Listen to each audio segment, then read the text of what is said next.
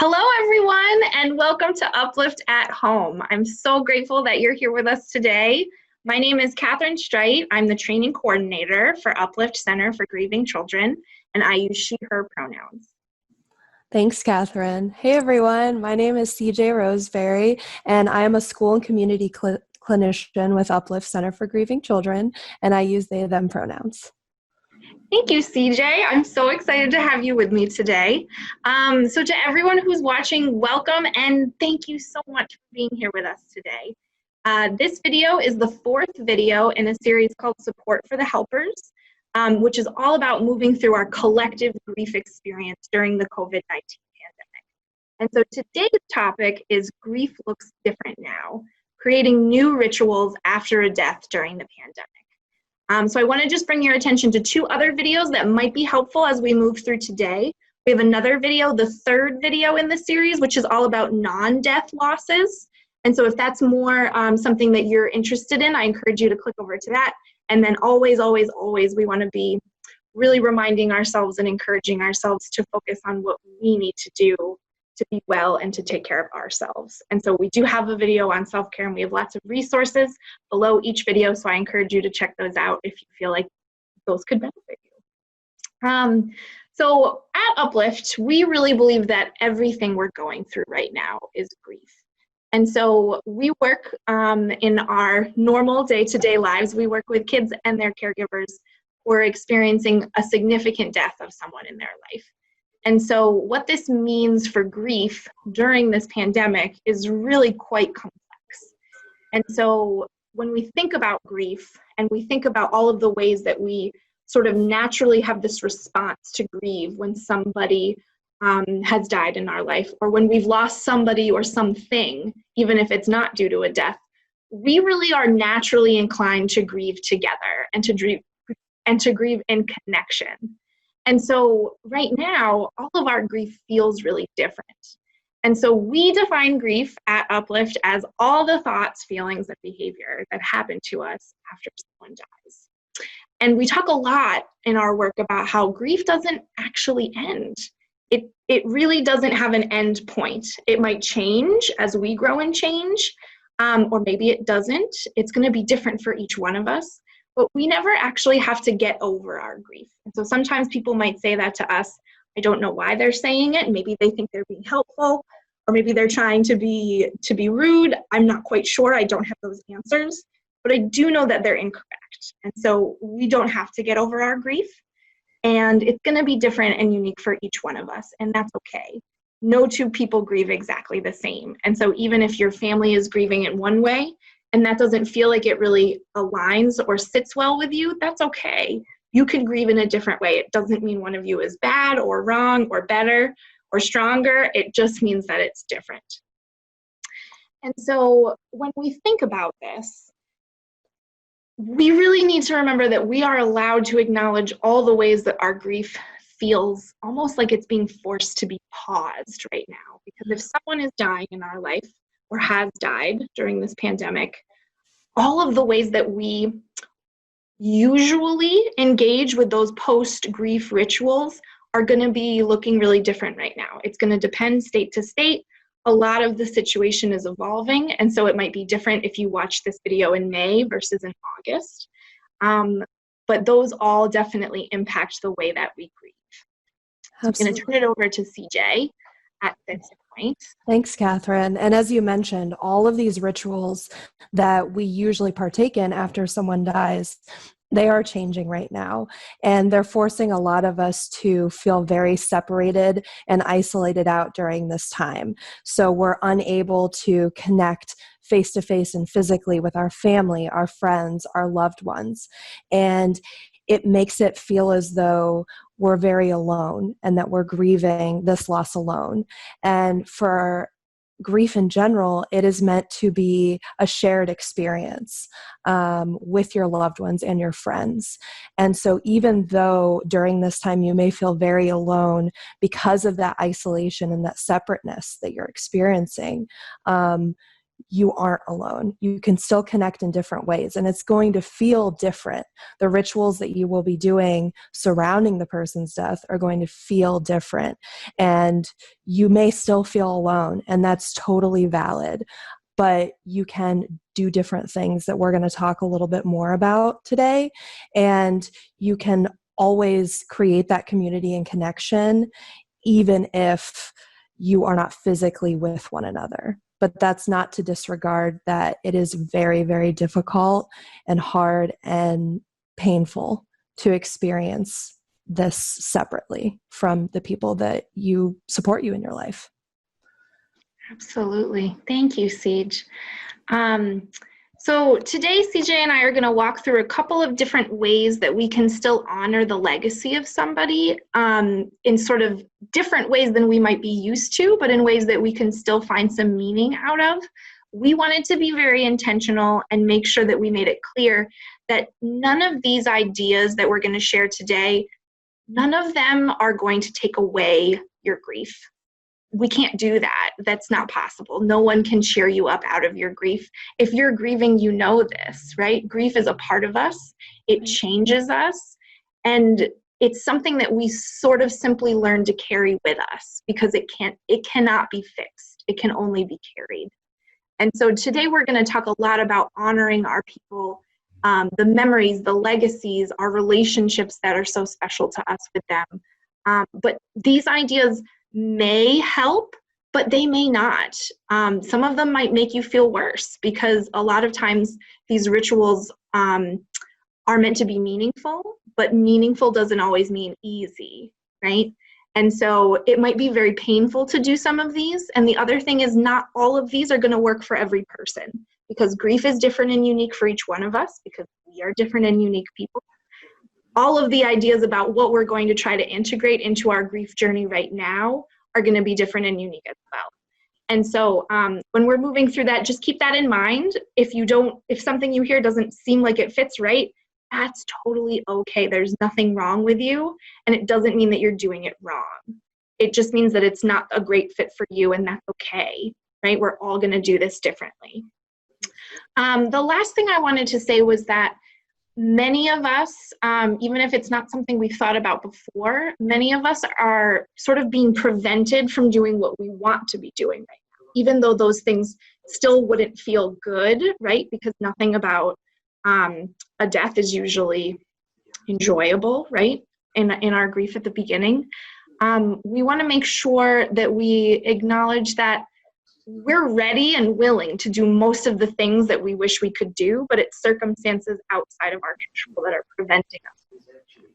And having things outside of our control that can feel like too much might bring up other feelings from maybe other traumatic things that we've been through. And that might have nothing to do with the person who died or even with our grief. It might be about the circumstances that we can't seem to move past because they're sort of very pervasive in this pandemic.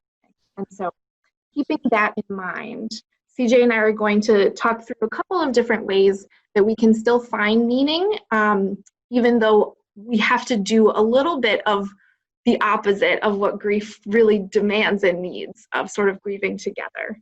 And so hopefully these are helpful even for those of us who have not had a death, but we're supporting or we're friends or we have loved ones who are grieving during this time. And so in sort of service of that, we wanted to share a template for sympathy cards. I think as a society, we have a very grief-phobic society. I talked more about that in the first video. But that starts with our inability to know what to say in a sympathy card. And there's a reason we don't know what to say. It's because nothing we say could fix the situation. And so the goal of sympathy cards is not to make anybody feel better. It's so that they know that they're not alone. And so we've created a template. It's on the screen. You'll be able to download it right below this video. And of course, make it yours, make it authentic. Typically, people most appreciate knowing that they're in other people's thoughts and hearts. You don't have to say the perfect thing. There's no such thing as a perfect sympathy card. So we'll start with that. I'm going to toss it back over to CJ. Awesome. Thanks, Katherine.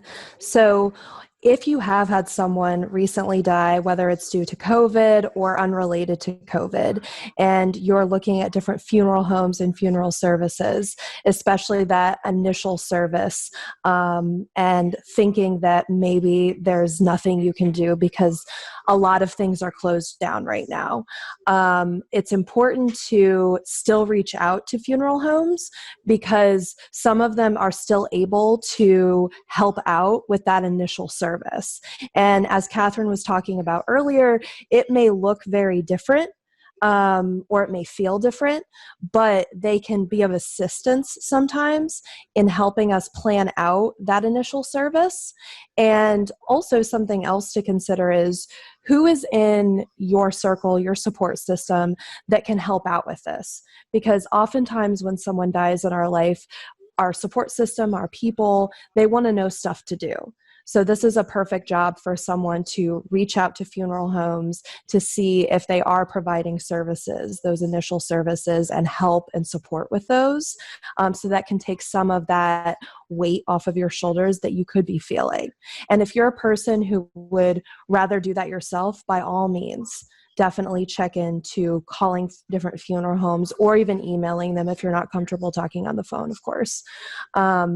And trying to figure out how to do that initial service, you could come up against a lot of barriers in trying to do that initial services.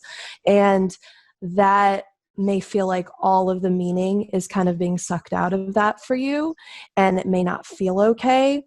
But in that discomfort, you can still create some meaning out of it.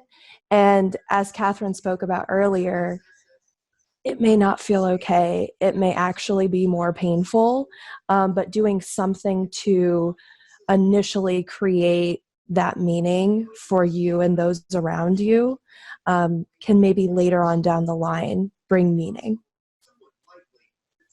Thanks, CJ. You're welcome. Another idea is to think through how technology can help you sort of expand your community that cannot be there if you are able to have any kind of initial ceremony or service, even if it's a very few amount of people, even if it's just a couple of the closest family or friends.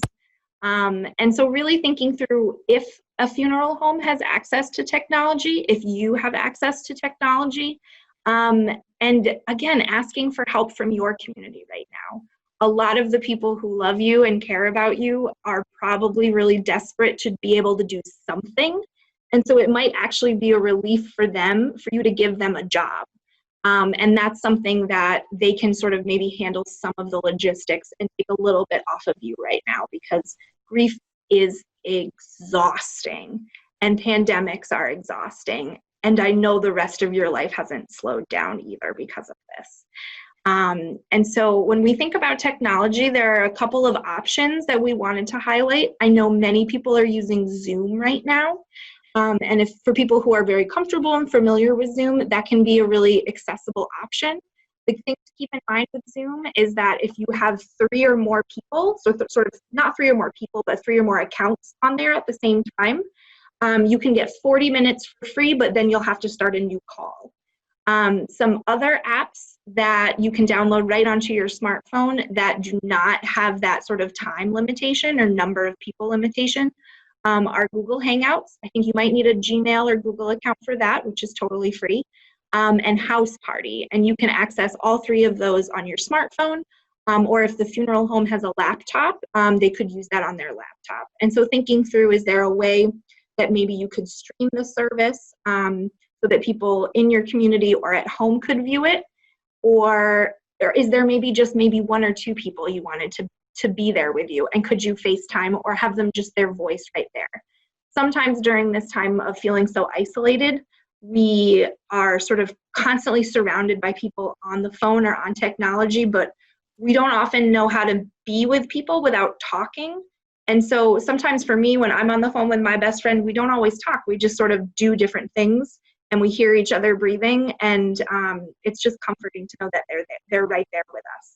And so that can be a really powerful way to even bring yourself just a little bit of comfort knowing that you're not alone in those moments either. Thanks, Katherine.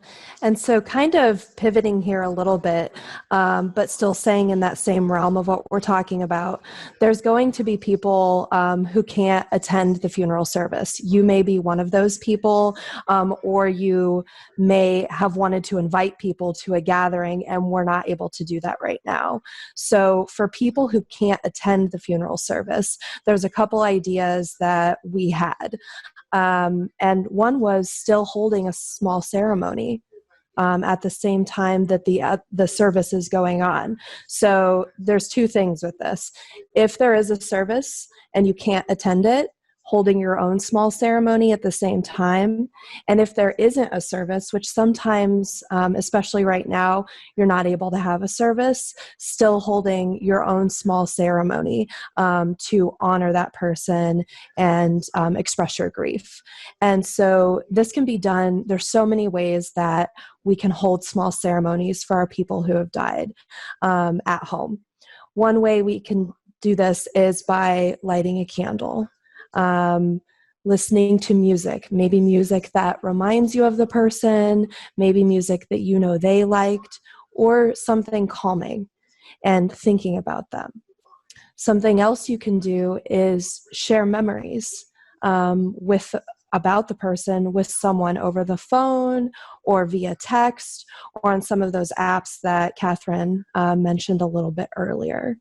And something else that may be really interesting to do is starting encouraging your community to take pictures or video during the service, those who are able to be at the service or be part of it, and then sending them out to people who are not able to be at the service. And it's all about really what would make sense for the people in your life and for yourself in terms of making a small ceremony and involving others who can't physically be there. And as I said earlier, this can be something that you do all by yourself. And as we talked about earlier, that can feel really isolating. And so it's important to remember that even if you are holding a small ceremony for the person just by yourself, to maybe try to reach out to someone, whether it's through text or phone, like I talked about a little earlier, and sharing some of that grief and experience with them, because it can make us feel a little bit less isolated out, especially during this time. And social media, as we all know, is something that is a great connector, even before all of this happened. And so utilizing social media can also be a really great thing, especially if you can't connect physically, right? So this could be, as I said, starting a text chain or a group chat and sending pictures or videos that remind you of the person, anything that could connect you to others that you're feeling away from or that you feel like you could be supported by right now. And I think this is something that could be really special, and also utilizing things like Facebook, Instagram, to even put up pictures or things that remind you of the person or words, so that you can share that with other people in your community and your friends, even though you're not in person.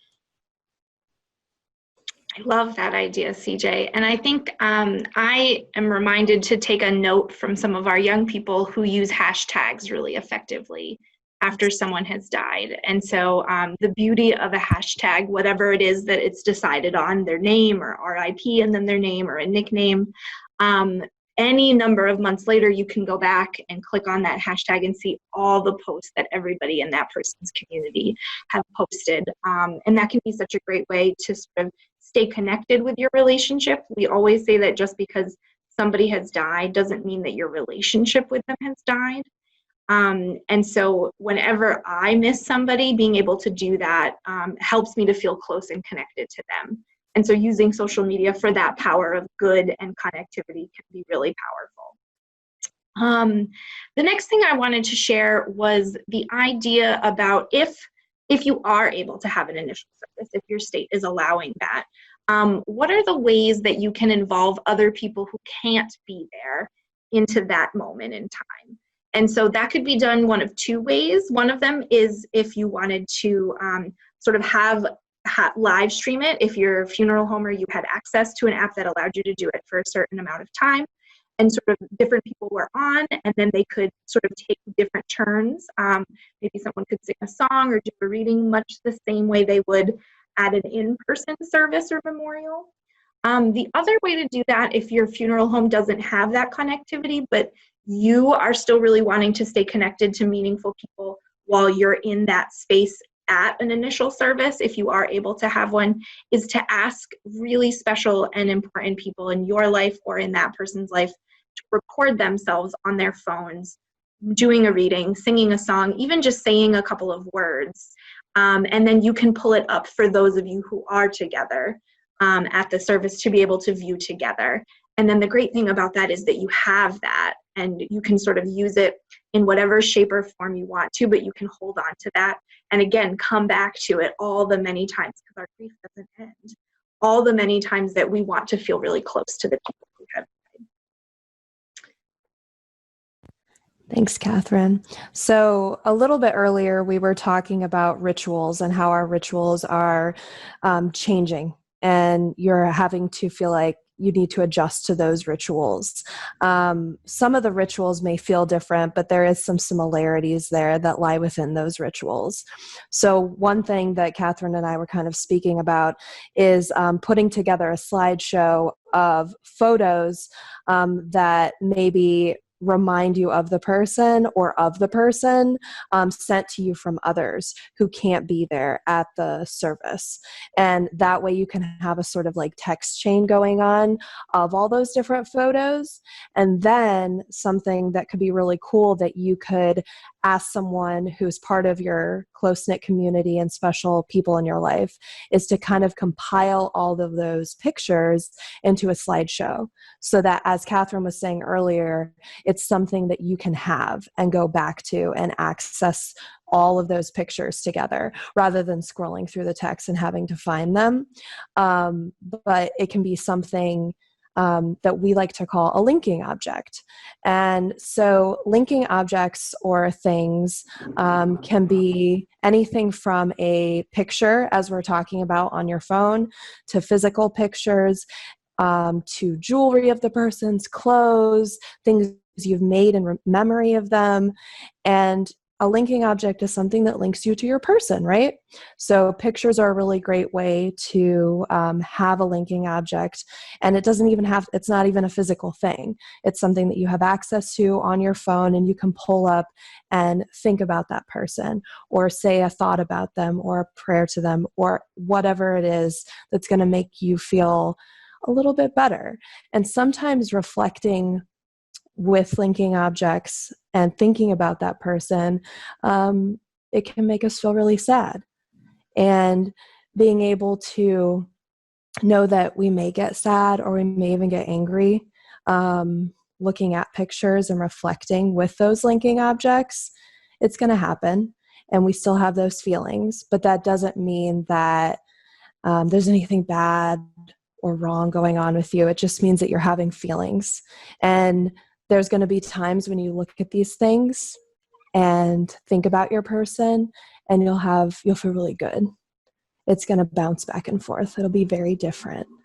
Yeah, so that's what I have to say about that. Thank you, CJ. Grief can be a really nebulous thing. And I'm so glad that you highlighted that it's up and down. It's a roller coaster. And so sometimes I think in society likes things to be like very neat and orderly and kind of like tied up in a bow. And that's just not how grief works. And so I think we want grief to be like this very straight line that gets better and better each day and easier each year. And that is just not how grief works. And so it's really a roller coaster. There can be random days where you're triggered by things where you don't know what the trigger was, but it feels like it's the day they died again.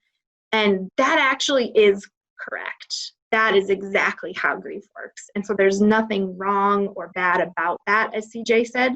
And that also means we have different levels of readiness with being able to view those beautiful slideshows that someone important compiled for us. This is especially true when it comes to kids, and we're going to have another video where we talk all about kids. But it's just important to note that everyone's going to have a different level of wanting to watch it. And so just to be able to respect that. And so if you're not able to watch it right now, that's okay. And you don't ever have to watch it until you're ready. And maybe you're not ever ready, and that's okay too. Sometimes we save all sorts of things from our people, and it's enough just to know that they're there. We don't always need to go back and visit it if that doesn't feel true and right for you.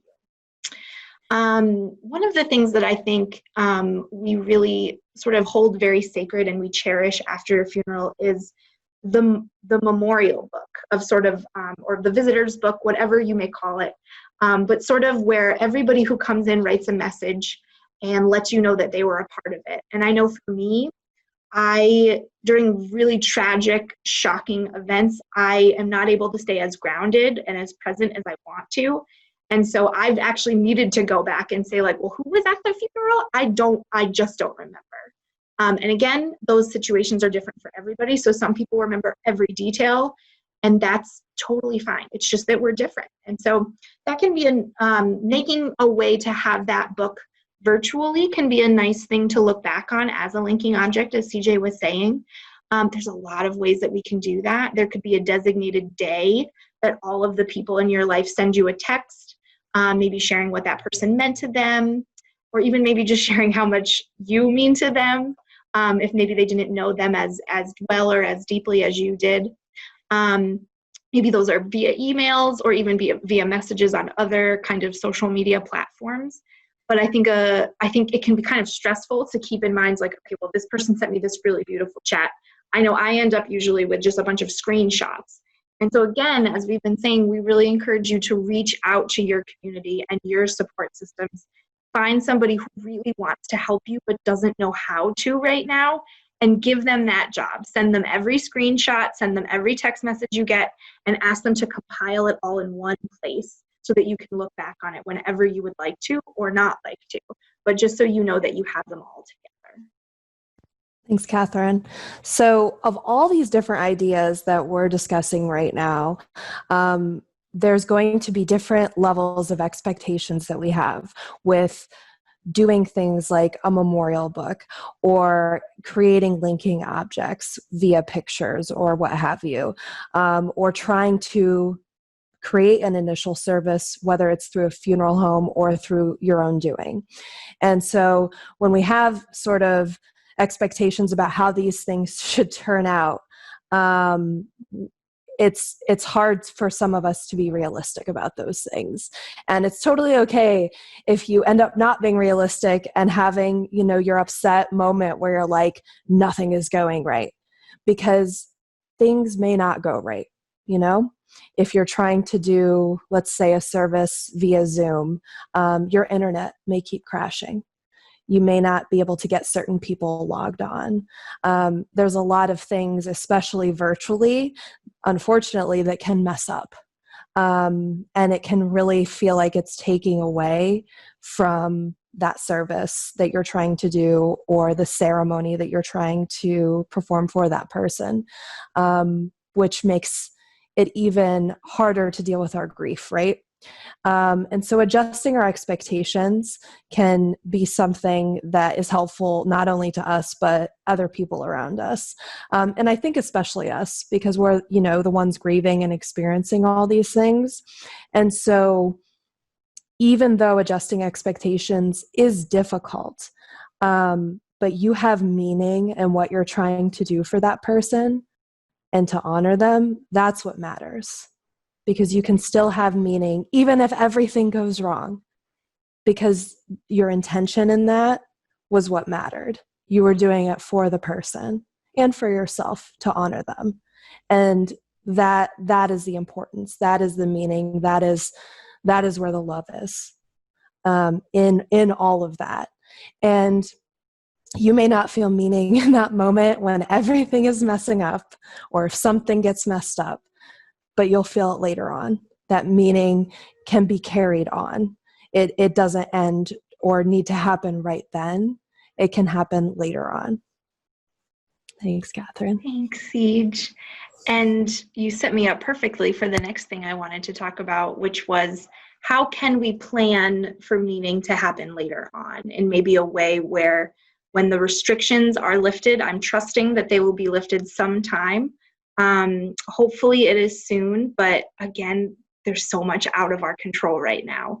And so I think it can be really meaningful to be planning for a larger gathering where you can do all the rituals that you so deeply want to lean into, and keeping our expectations realistic during that process of planning. And so I know through all of this, I keep saying to myself, like, oh, we'll be back by this date. Like, the world will open up at this date.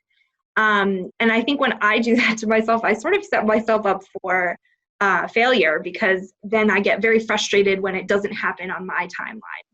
But it was never my timeline to begin with. It was my expectations that got in the way. And so being gentle with yourself and knowing and trusting that one day you will be able to gather together with all of your community in a really special and meaningful way can be something that you can start planning now in a way that feels not overwhelming. If it feels overwhelming to start to plan for that right now, then you don't have to do it. There's absolutely no requirement that you do that right now. One of the ways that this could be really special is by, whenever that day comes in the future, is by using a special season or an important day to honor that person, even in the day we schedule it for.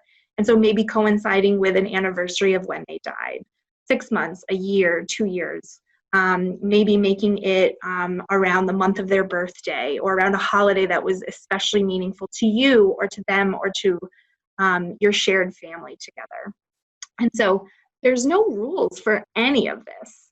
And so you can do whatever feels right and true for your family.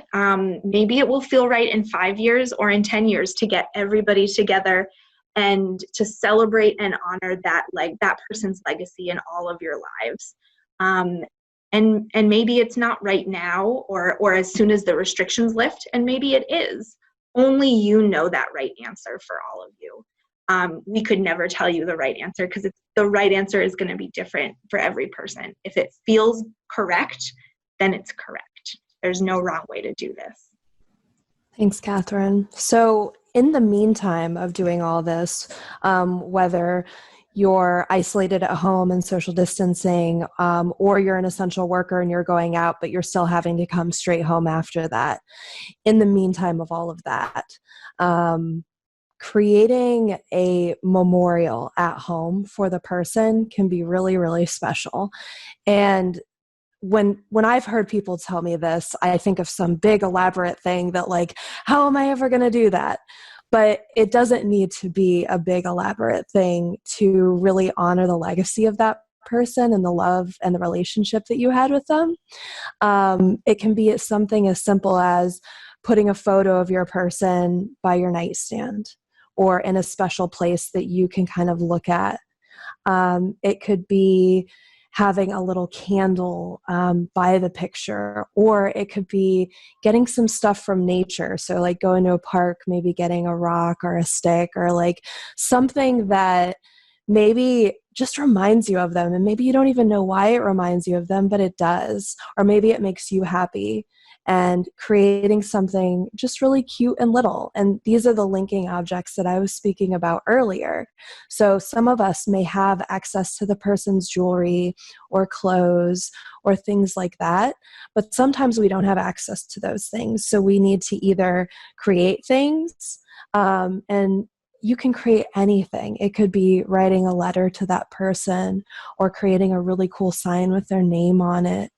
It can be just doing things that remind you of the person and are going to honor the person. And as Katherine said earlier, this is different for everyone. There is no right way to do this. And something that really helps me when I'm thinking about my people who have died and stuff, especially now, is cooking a meal. And that's something we can do at home, right? And maybe it's something that the person really, really liked to eat. Maybe it's something that you made together. Maybe it's something that they made you, or maybe you try a new recipe. And when you're cooking and making it, or whether it's baking, could be that too, thinking about that person. And when you're eating it, enjoying it, and knowing that by you taking care of yourself and nourishing yourself, that's something they would want. And that's a way to honor your person, right? To keep taking care of yourself. And sometimes that's really, really hard in our grief. And if you can do stuff like that, and maybe you do it one time, and that's enough, right? And maybe you do it one time and you don't like it, and you don't have to do it again. Maybe it's too much to cook a meal that reminds you of them, or to have that picture by the nightstand. There's different timelines for everything and everyone. And so these are things that you can try. And some other things that we can do that necessarily wouldn't remind us of our people, but could help ourselves, are to do things like meditate or breathing exercises. If you have a pet at home, petting them and cuddling them, standing in the sunshine, going on a short walk. Just little things that allow you to really take care of yourself in your grief. Because in our grief, we have all these feelings like we've been talking about, and our bodies really feel grief. And in that feeling, doing small little things can really make a difference. And like we've been talking about in this entire video, it may not feel good right now. It may not. And you may have some days where you need to be sleeping. Do that. These are things that we oftentimes don't permit ourselves to do, because it's like, why would I sleep? I need to keep going. Sometimes, though, our body needs to rest. So, yeah. Thank you, CJ. I love that those ideas are things that are there for us whenever we're ready to engage with them. Especially, this can be especially true with kids. And so those linking objects, creating them, are such a great way to involve the kids in it. But we really encourage you to follow the kids' lead in how little or how much they want to be involved at any given time. So typically kids show us what they're ready for with their behavior. And if you see that, like, they're turning a photo down, like face down around the house of that person, there's nothing wrong with that. They're not bad. There's nothing to be concerned about. It just means that they're not ready to see that person right now. And so there are ways that all those ideas that CJ shared can be sort of placed in a strategic spot in the home. So maybe it's behind a certain door or underneath a certain curtain, so that those who want to and feel really ready and connected with those things can go and enjoy them. Enjoy might be the wrong word. Can go and spend time with them and be with them whenever they want to and need to, whereas the other members of your home might not be ready to. And so that sort of prevents a little bit of conflict from sort of the push and pull of, I'm ready for this, but I'm not ready for that. And that can be a lot to balance. And again, we always encourage you to reach out to us if you're having any concerns or questions about any of that. Grief does feel different now. It does. But that doesn't mean that it's not meaningful. And that doesn't mean that your person's legacy is going to be any smaller than anybody else's. And so we have all these rituals that we can't do right now.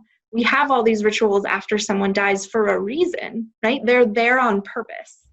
And they're there in ways that connect us with our culture, with our faith community, with our neighborhood, with our families, with our chosen families. They're there for reasons that we might not know explicitly, but we know internally. And so it is going to be difficult to not be able to access all of them right now after the person has died, no matter how the person died. And so we really encourage you, like we've been saying, to use your support systems, ask them to think creatively, because grief takes a lot to just get through the day. Grief kind of exhausts our physical being and exhausts our emotional being. And so if you don't have the energy to think creatively about what might be possible right now, you are just being a human being. And so use those people who want a job, who want to be there for you, and ask them to figure something out. And that's going to be a really meaningful gift you can each give each other. I think a lot of times, especially if we're the person in our family or in our life that is constantly there for other people, it can be very scary to ask for help. But I like to remind to myself that when I allow people to take care of me, I'm actually giving them a gift. And right now, those are gifts we can give each other at a time where we are not able to stay connected in the more physical form, but are still part of something that is meaningful and larger, just like that person's legacy is going to be even larger than we could possibly imagine now. Sometimes we see this all the time in our work with young people. People who die, their legacies are often much larger and go on for much longer than we anticipate, right? And so there might be very valid reasons that you're worried that people are going to forget about your person, but you're not going to. And so you're allowed to grieve them forever, because that's how special and important they are. And so just like you're not going to forget about them, the grief is not going to stop either. And so we really encourage you to acknowledge and remind yourself that you still deserve to honor their life, even though tragedies are happening in other places in your community or in other places in the country or your city or your state or your neighborhood. You are still allowed to honor that person. You're still allowed to do whatever it is that your grief needs. And you are allowed to ask for help in this. And I think